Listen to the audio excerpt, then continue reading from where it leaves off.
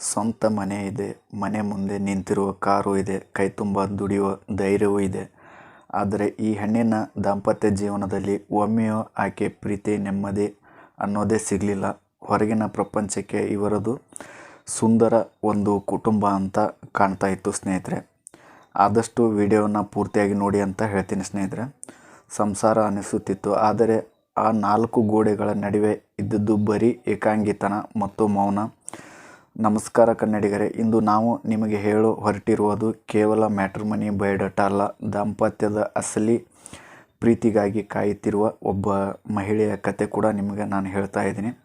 ಒಬ್ಬ ನೊಂದ ಹೆಣ್ಣಿನ ಕಣ್ಣೀರಿನ ಕತೆ. ವರನಿಗೆ ಉದ್ಯೋಗ, ಜಾತಿ, ಅಂತಸ್ತು ಯಾವುದೇ ಇಲ್ಲದಿದ್ದರೂ ಪರವಾಗಿಲ್ಲ, ಆದರೆ ಈ ಹೆಣ್ಣಿನ ಕೈ ಹಿಡಿದು ಇವರ ಮನೆಯಲ್ಲಿ ಮನೆ ಅಳಿಯನಾಗಿ ಇರೋಕ್ಕೆ ಸಿದ್ಧರಿರುವ ಒಬ್ಬ ಒಳ್ಳೆಯ ಮನಸ್ಸಿನ ಗಂಡು ಬೇಕು ಅಂತ ಇವರು ಹೇಳಿದ್ದಾರೆ ಸ್ನೇಹಿತರೆ. ಈ ಕತೆ ಕೇಳಿದರೆ ನಿಮ್ಮ ಮನಸ್ಸು ಭಾವುಕವಾಗುತ್ತದೆ. ಈ ವಿಡಿಯೋವನ್ನು ಕೊನೆಯವರೆಗೆ ಮಿಸ್ ಮಾಡದೆ ನೋಡಿ ಮತ್ತು ಪೂರ್ತಿಯಾಗಿ ನೋಡಿ ಅಂತ ಹೇಳ್ತೀನಿ. ಬೇರೆಯವರಿಗೆ ಶೇರ್ ಕೂಡ ಮಾಡಿ. ವಧುವಿನ ವಿವರಗಳು: ಹೆಸರು ಶಾಲಿನಿ ಕೆ, ವಯಸ್ಸು 34 ವರ್ಷ, 1994ರಲ್ಲಿ ಇವರ ಜನನ, ಎತ್ತರ 5 ಅಡಿ 4 ಇಂಚು ಅಂತ ಹೇಳಿದ್ದಾರೆ. ವೈವಾಹಿಕ ಸ್ಥಿತಿ: ಕಾನೂನಾತ್ಮಕವಾಗಿ ವಿಚ್ಛೇದನ ಪಡೆದಿದ್ದಾರೆ ಅಂತ ಹೇಳಿದ್ದಾರೆ. ಶಿಕ್ಷಣ BCom, ಉದ್ಯೋಗ ಮಾಸಿಕ ಆದಾಯ ಒಂದು ಕಂಪ್ನಿಯಲ್ಲಿ ಇವರು ಕೆಲಸ ಮಾಡ್ತಾ ಇದ್ದಾರೆ ಅಂತ ಹೇಳಿದ್ದಾರೆ. ತಿಂಗಳಿಗೆ 60,000 ರೂಪಾಯಿ ಸಂಬಳ ಕೂಡ ಇದೆ ಅಂತ ಹೇಳಿದ್ದಾರೆ. ಧರ್ಮ, ಜಾತಿ ಯಾವುದೇ ಜಾತಿಯ ನಿರ್ಬಂಧ ಇಲ್ಲ. ಪ್ರಸ್ತುತ ವಾಸ ಬೆಂಗಳೂರು ನಗರ ಅಂತ ಕೂಡ ಹೇಳಿದ್ದಾರೆ ಸ್ನೇಹಿತರೆ. ಆದಷ್ಟು ವಿಡಿಯೋನ ನಾನು ಹೇಳೋದೇನೆಂದರೆ ವಿಡಿಯೋನ ಪೂರ್ತಿಯಾಗಿ ನೋಡಿ. ಕುಟುಂಬದ ಹಿನ್ನೆಲೆ ಮತ್ತು ಆಸ್ತಿ: ತಂದೆಯ ವಿವರ: ನಿವೃತ್ತ ಬ್ಯಾಂಕ್ ಉದ್ಯೋಗಿ ಅಂತ ಹೇಳಿದ್ದಾರೆ. ಆರೋಗ್ಯ ಸಮಸ್ಯೆ ಇದೆ ಅಂತ ಕೂಡ ಹೇಳಿದ್ದಾರೆ. ತಾಯಿ ಗೃಹಿಣಿ ಅಂತ ಹೇಳಿದ್ದಾರೆ. ಆಸ್ತಿ ಪಾಸ್ತಿ: ಸ್ವಂತ ಮನೆ, ಸಣ್ಣ ಫ್ಯಾಮ್ಲಿ, ಕಾರು ಕೂಡ ಇದೆ ಅಂತ ಹೇಳಿದ್ದಾರೆ. ಶಾಲಿನಿ ಅವರದು ಬೆಂಗಳೂರು ಒಂದು ಸಾಂಸ್ಕೃತಿಕ ಮಧ್ಯಮ ವರ್ಗದ ಕುಟುಂಬ. ತಂದೆ ನಿವೃತ್ತ ಬ್ಯಾಂಕ್ ಉದ್ಯೋಗಿ. 4 ವರ್ಷಗಳ ಹಿಂದೆ ಶಾಲಿನಿ ಅವರ ಮದುವೆ ಬಹಳ ಸಂಭ್ರಮದಿಂದ ನಡೆದಿತ್ತು ಅಂತ ಹೇಳಿದ್ದಾರೆ. ಗಂಡ ಆಘಾತದ ಕಾದಿತ್ತು. ಪತಿಗೆ ದಾಂಪತ್ಯ ಜೀವನ, ಕುಟುಂಬ ಮತ್ತು ದೈಹಿಕ ಬಾಂಧವ್ಯದ ಕಡೆಗೆ ಯಾವುದೇ ರೀತಿಯ ಆಸಕ್ತಿ ಅಥವಾ ಒಲವು ಇರಲಿಲ್ಲ.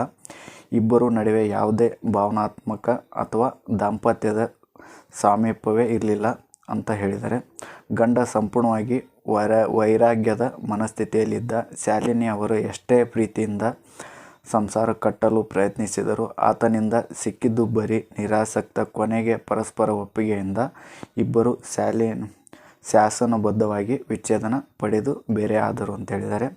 ಸ್ನೇಹಿತರೆ, ಹೂವಿನಂಥ ಶಾಲಿನಿ ಅವರ ಕನಸುಗಳು ಕೇವಲ ಕಾಗದದ ದೋಣಿಯಂತ ಆದವು ಅಂತ ಹೇಳಿದ್ದಾರೆ. ಯಾಕಂದರೆ ಇವರಿಗೆ ಸ್ವಲ್ಪ ಶಾರೀರಿಕ ಸಂಬಂಧದಿಂದ ಕೂಡ ಇವರು ದೂರ ಇದ್ದರು ಅಂತ ಹೇಳಿದ್ದಾರೆ.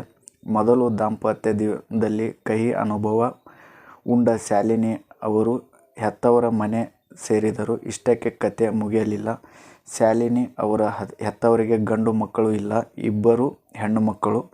ಗಂಡನಿಂದ ಬೇರೆಯಾದ ನೋವಿನ ನಡುವೆ ಶಾಲಿನಿ ಅವರ ತಂದೆ ಸ್ವಲ್ಪ ಅನಾರೋಗ್ಯದಿಂದ ಇದಾದರು ಅಂತ ಹೇಳಿದ್ದಾರೆ. ವರನ ಬಗ್ಗೆಗಿನ ನಿರೀಕ್ಷೆಗಳು, ವಿಶೇಷ ಷರತ್ತುಗಳು ಅಂತ ಹೇಳಿದ್ದಾರೆ. ವರನು ಇವರ ಮನೆಯಲ್ಲಿ ಮನೆ ಅಳಿಯನಾಗಿ ಇರಬೇಕು ಅಂತ ಹೇಳಿದ್ದಾರೆ ಸ್ನೇಹಿತರೆ. ಮತ್ತು ವಯಸ್ಸಾದ ತಂದೆ ತಾಯಿಯನ್ನು ಪ್ರೀತಿಯಿಂದ ನೋಡಿಕೊಳ್ಳಬೇಕು. ವಯಸ್ಸಿನ ಮಿತಿ 35ರಿಂದ 40 ವರ್ಷ. ಉದ್ಯೋಗ ಯಾವುದೇ ಕೆಲಸ ಅಥವಾ ಉದ್ಯೋಗವಾಗಿದ್ದರೂ ಓಕೆ. ರೈತರಾದರೂ ಖಾಸಗಿ ಕಂಪ್ನಿಯಲ್ಲಿ ಕೆಲಸ ಮಾಡಿದರೂ ಪರವಾಗಿಲ್ಲ ಅಂತ ಕೂಡ ಹೇಳಿದ್ದಾರೆ. ಡ್ರೈವರ್ಗಳು, ಸಣ್ಣ ವ್ಯಾಪಾರಿಗಳು ಯಾವುದಾದರೂ ಸರಿ. ಜಾತಿ ಯಾವುದೇ ಜಾತಿ ನಿರ್ಬಂಧವಿಲ್ಲ ಅಂತ ಹೇಳಿದ್ದಾರೆ. ಪ್ರಮುಖ ಅರ್ಹತೆ: ಧೂಮಪಾನ, ಮದ್ಯಪಾನದಂತಹ ಕೆಟ್ಟ ಹವ್ಯಾಸಗಳಿರಬಾರದು. ಹೆಂಡತಿ ಮತ್ತು ಹೆತ್ತವರನ್ನು ಚೆನ್ನಾಗಿ ನೋಡ್ಕೋಬೇಕಂತ ಹೇಳಿದ್ದಾರೆ. ಪ್ರೀತಿಯಿಂದ ನೋಡಿಕೊಳ್ಳುವ ಒಳ್ಳೆಯ ನಡತೆ ಮತ್ತು ಗೌರವಿತ ಮನಸ್ಥಿತಿ ಇರಬೇಕು. ವೈವಾಹಿಕ ಸ್ಥಿತಿ: ಅವಿವಾಹಿತ ಅಥವಾ ವಿಚ್ಛೇದಿತ ಪಡೆದರೂ ಪರವಾಗಿಲ್ಲ, ಅಥವಾ ಪತ್ನಿ ಕಳೆದುಕೊಂಡವರು ಆಗಿರಬಹುದು ಅಂತ ಹೇಳಿದ್ದಾರೆ ಸ್ನೇಹಿತರೆ. ವಿಡಿಯೋನ ಪೂರ್ತಿಯಾಗಿ ನೋಡಿದರೆ